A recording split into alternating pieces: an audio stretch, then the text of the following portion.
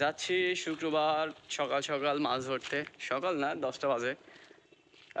যাচ্ছি হচ্ছে রুই কাতলা জাপাই, অনেক মাছই আছে পুকুরে আমাদের। পুকুরটা লিজে নেওয়া আব্বুর এখানে, মানে নিজস্ব না। তো কত বছরের জন্য এটা জানি না। তো যাচ্ছি সামনের দিকে, হাতে তো হুইল দেখতেই পাচ্ছেন।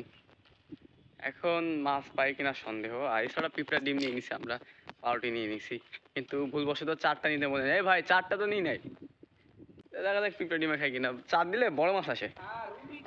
রুটি আছে ভেতরে ভাই, আছে আছে রুটি আছে, পিঁপড়া ডিম আছে, হুইল 2টা।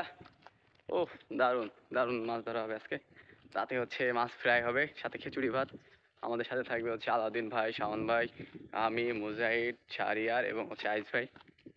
ভাইদের দেখা লাগবে না।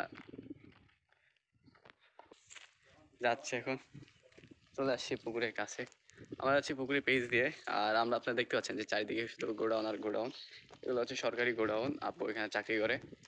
আপনারা আসেন, এখানে ঘোরার অনেক সুন্দর সুন্দর জায়গা আছে।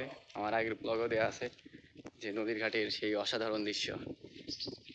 আমরা কালকেও গেছিলাম নদীর ঘাটে, আজকে বিকালে যাবো আবার।